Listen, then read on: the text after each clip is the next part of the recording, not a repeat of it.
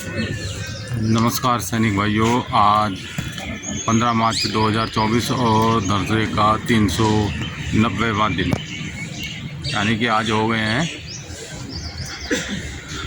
1 साल 25 दिन। ये हमारे बैनर सदैव की बातें आज भी लगे हुए हैं। और ये देखिए, ये फैक्ट फेडरेशन वाले, ये हमारी विसंगतियों का बोर्ड। और आज गोपाल कृष्ण जी कुछ ये जंतर मंतर का नज़ारा। और देखिए वो आईबी से बैग टंगे हुए हैं वो रिपोर्ट के लिए। और ये जंतर मंतर का नज़ारा। और आज गोपाल कृष्ण जी कुछ विशेष बात बताना चाहते हैं आपको पे पेंशन के बारे में। मिलते हैं इनसे। नमस्कार गोपाल कृष्ण जी। सर नमस्ते। सर नमस्ते। आपके चैनल को मेरा धन्यवाद। समस्त पुरुष सैनिक, जितना भी जो पुरुष सैनिक जैसे जवान जो बैठा है देश भर में, आज जो मैं आपको एक बात बताना चाह रहा हूँ। आज हमारा 390 डेज हो गए। देखिए 144 धारा लगे हैं, हम अंदर आ रहा है तो हमारे पास एक खास बात है, हमारे पास 4 बैनर रहते थे। अब इसको बैग खोल के हम लोग उसको बिछा के चेक करते थे। यहाँ से जो आधा किलोमीटर पीछे जो हमें रोकेंगे, उसके बाद वाकी टोकी से इसका परमिशन ले लेता है, पता नहीं क्या लेके जा रहा है। कल इतना ही लेके गया है, उतना ही लेके जा रहा है। लेकिन आज हमने क्या कर दिया, 3 बैनर और लेके आए। आपको दिखा रहा हूँ, ये बैनर आपने सबने पहले से ही देखा होगा। ये 3 बैनर का पीछे हमें अभी कम से कम 15-20 मिनट हमारा तो दिमाग खा लिया यहाँ का फोर्स ने। मतलब आप कल जितना आप अपने बैनर लेके गया उससे भी ज़्यादा बैनर लेके जा रहे हो। ये क्या है? तो ये बैनर कोई बॉम्ब नहीं है, ये हमारा एक विसंगति का बैनर है। तो आप उसको पर अगर मान लो हमने 4 बैनर ला रहे थे, 144 धारा लगने के बाद आज उसको साथ में 3 बैनर एक्स्ट्रा ला रहा है, तो उसमें क्या आपत्ति है? उसमें कौन सा IPS एक्ट लगता है हमें नहीं पता है। हो सकता है उसके बारे में हमारा बल्ले यूट्यूबर को पता होगा, नहीं तो हमारा सरकारी वकील जो रहता है MSP के जो केस लड़के हमारा तिजोरी में पैसा डालने के लिए, जो सरकारी वकील सरकार का टैका लेके जो बैठा हुआ है हमें गुमराह करके, उसको पता होगा इसका लॉजिक। लेकिन मैं आपको ये बैनर दिखाना चाहता हूँ। आप ये देखिए, विधवा पेंशन का है। एक अफसर 2006 में जो 5,880 रुपये बेसिक थे इनका, एक TS कर्नल का बता रहा हूँ, ये जो TS कर्नल का विधवा का पेंशन 5,880 रुपये था। जैसे जो हमारा 2003 में जो हमारा सर्कुलर जनवरी में जो निकल के आया वो ROP 2, जो जनवरी जो 20 जनवरी 2023 में जो 666 सर्कुलर में जो आए थे, तो उनका ये 5,880 रुपये 57,240 बन गया उनका बेसिक। 873% का बढ़ोतरी है। तो सीधा आप जाके देखना, जवान का विधवा TS नायक का है, जो कि इसके अंदर TS कर्नल और TS नायक का ही इसको लगाया है। 3,500 रुपये मिल रहा था, यहाँ 5,880 मिल रहा था एक TS कर्नल का विधवा को। यहाँ पर एक TS नायक का जो विधवा को मिल रहा था 3,500। ये जाके वही सर्कुलर आप इधर क्लियर देख लीजिए, आपको दिखाई दे रहा है 12,065 रुपये बना हुआ। 628% का बढ़ोतरी। यहाँ 873% का बढ़ोतरी थे, यहाँ 628% की बढ़ोतरी। 245% जो परसेंटेज इसी के अंदर डाला ही नहीं। अब इसके अंदर आप देख लीजिए जो वेरिएशन कैसे आ रहा है, इसके अंदर वेरिएशन कैसे आ रहा है। 45,175 45,175 रुपीज़ यहाँ पर इनको एक्स्ट्रा दिया। लेकिन 245% हमारा भी डाला होने से हमारा भी कुछ यहाँ पर बनता था, लेकिन यह 12,065 बना। जो आप लोग पढ़े लिखे हैं, हिंदुस्तान में जितना भी जो संगठन के अंदर बैठा हुआ है, प्रेसिडेंट, सेक्रेटरी, फलाना पलाना जो भी है, अफसरों का जो गोद में बैठा हुआ है, ये संगठन का नेता, ये देखो ये क्या है, ये हमारा विडो पेंशन है। तो आपको ये क्लियर दिखाने के लिए हमने ये क्लियर लिखा हुआ है, सरकार को हमने इसका मेमोरेंडम भी भेजा है। आप देखिए इसके अंदर क्लियर क्या लिखा है, आप देखिए, हम पढ़ने की ज़रूरत ही नहीं।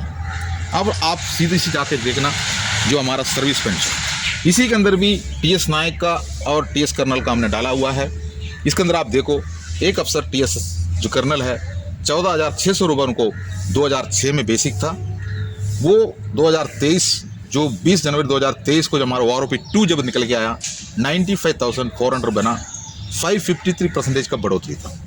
जैसे उसी जगह पर TS नायक पहुंच गया तो उनको 40 रुपया इनका बनता था 4046, वो 20,107 बना, 397% का बढ़ोतरी।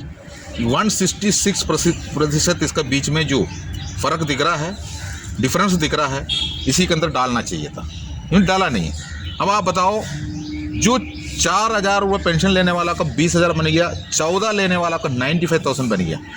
तो ये पे टेबल कहाँ से कैलकुलेट करता है, को पे कमीशन में इसको रेकमेंड कैसे किया जाता है, आप अच्छी तरह जानते हो, हम बोलने की ज़रूरत नहीं। देशीय संगठन का नेता से पूछ रहा हूँ, आप लोग अफसरों का साथ में बैठ के दिल्ली में आके बहुत बड़ा बड़ा जगह पर बैठ के जो सरकार से बात करने के लिए आप बैठते हो, तो आपका सामने अफसर बैठा हुआ है, वो थाली बजाते टाइम पर आप लोग भी उनका साथ में थाली बजाते हो।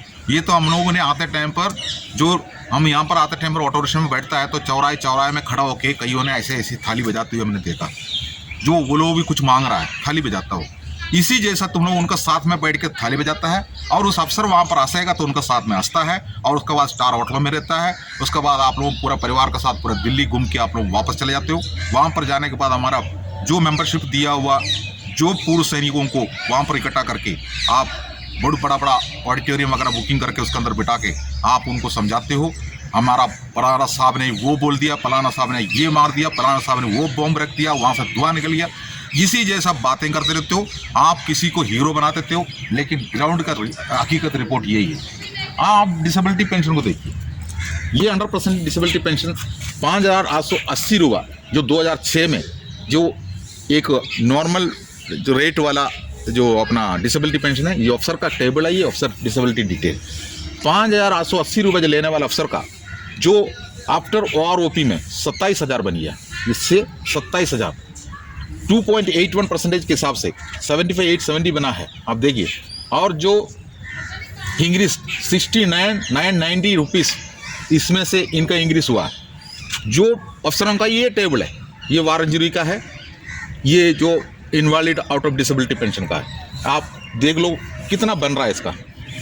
उसी पे सीधे जाके देखो, यहाँ 5,880 रुपये की जगह पर यहाँ पर जवान के लिए 3,510 रुपये है।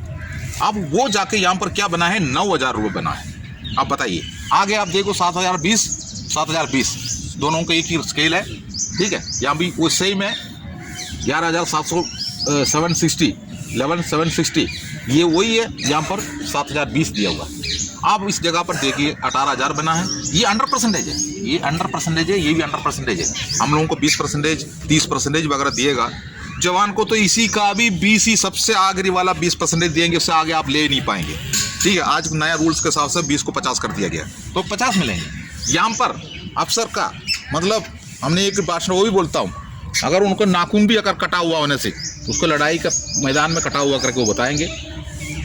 फर्जी डिसेबिलिटी के पीछे जो CAG रिपोर्ट भी निकला हुआ, 40% अफसर फर्जी डिसेबिलिटी लिया हुआ करके भी हमने मैसेज देखा। ये 3 जो टेबल आपको दिखाया है, अब कल से हमने ये टेबल नहीं लगाएंगे, ये टेबल पहले से हमने लगाया था, 1 साल से ऊपर हमने इसको लगाया, इसको मेमोरेंडम भी सरकार को दिया है। आप लोग सभी संगठन जितना भी है यहाँ पर आया था, देखा, इसको फोटो निकाल के लेके गया। अब अपना क्षेत्र में इसको फोटो भी लेके गया है। किस लिए लेके गया हमें नहीं पता है, इसमें से क्या फ़ायदा आपको मिला हमें नहीं पता है। हम यहाँ पर बैठ के 1 साल से ऊपर हो गया, हमें पता है इसमें से कोई फ़ायदा नहीं हुआ, सरकार इसको ऊपर कोई भी ध्यान नहीं रखा अभी तक, क्योंकि आने वाले 1 हफ्ते के अंदर यहाँ पर अपना जो रूलिंग आ जाएंगे, 2-4 फायदे लग जाएंगे, ठीक है। तो उसके बाद हम लोगों का आंदोलन भी समाप्त हो जाएगी। लेकिन ये सब मेमोरेंडम सरकार को दिया है और सरकार इसको अनदेखी कर रहा है। तो ऐसे में हम लोग जो मांग किया हुआ है, हमारा जुडिशियल कमेटी चाहिए, जो कि कोई सुनने के लिए तैयार नहीं है।